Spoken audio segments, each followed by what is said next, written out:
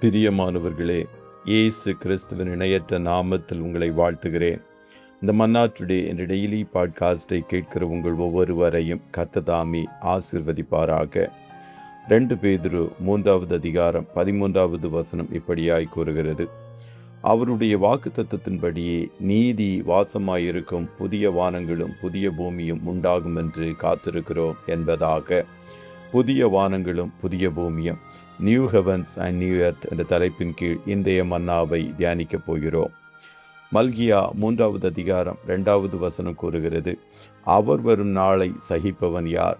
அவர் வெளிப்படுகையில் நிலை நிற்பவன் யார்? அவர் புடமிடுகிறவனுடைய அக்கினியைப் போலவும் வண்ணாருடைய சவுக்காரத்தைப் போலவும் இருப்பா. இயேசு வரும் நாளில் அவருக்கு முன்பாக நிலை நிற்பவன் யார் என்று வேதம் கூறுகிறது. அந்த நாள் எப்படி காணப்படும் என்று செப்பனியா கூறுகிறார்.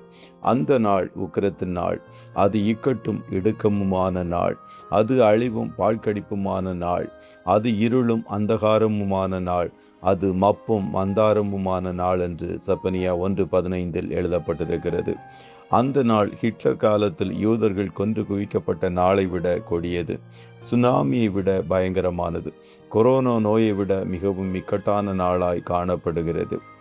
நாம் வாழும் இந்நாட்களில் பரிசுத்தத்துக்குரிய ஜீவியம் வாழ்வோம் என்றால் இக்கட்டு காலத்திற்கு தப்பி புதிய வானம் புதிய பூமியில் சேரும் சிலாக்கியத்தை பெற்றுக்கொள்ளுவோம்.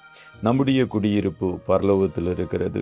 இந்த சிந்தனை நமக்கு எப்பொழுதும் இருக்க வேண்டும். இது மட்டுமே நம் சிந்தையில் நீங்கா இடம் பெற்றிருந்தால் பூமியில் வரும் நிந்தைகள், அவமானங்கள் போன்றவற்றை பற்றி கவலைப்படாமல் ஜெயமுள்ள ஓட்டத்தை ஓட முடியும். புதிய வானம் புதிய பூமியில் நீதி வாசமாயிருக்கும். இப்பொழுது இருக்கும் பூமியில் நீதியும் இல்லை, நியாயமும் இல்லை. யாரை நம்பி நீதி கேட்கலாம் என்றே ஜனங்களுக்கு தெரியவில்லை. நீதிமன்றத்தில் இருக்கும் நீதிபதிகள் அநேகர் இன்று அநீதிபதிகளாக மாறிவிட்டார்கள். பணத்திற்காகவும் தங்கள் தலைவர்களுக்காகவும் நீதியை விட்டு போட்ட நீதிபதிகள் தான் இன்று ஏராளம். ஆனால் நாம் வாசம் செய்ய போகும் புதிய வானம் புதிய பூமியில் அநீதி செய்பவர்கள் ஒருவரும் இருப்பதில்லை. அங்கே நீதி மாத்திரம்தான் வாசம் செய்யும். அநியாயமும் ஊழலும் நிறைந்த இந்த உலகில் கர்த்தர் நமக்கு நியாயம் செய்வார்.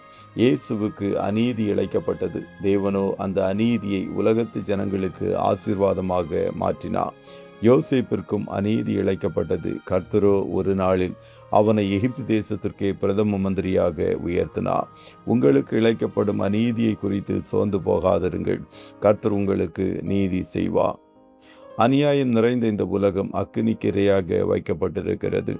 ஆகையால் தான் நம்முடைய கண்கள் அநீதி நிறைந்த இவ்வுலக லௌகீக ஆசைகளை விட்டு நீதி வாசம் செய்யும் புதிய வானம் புதிய பூமியை நோக்கி காத்திருக்கிறதாய் காணப்படட்டும்.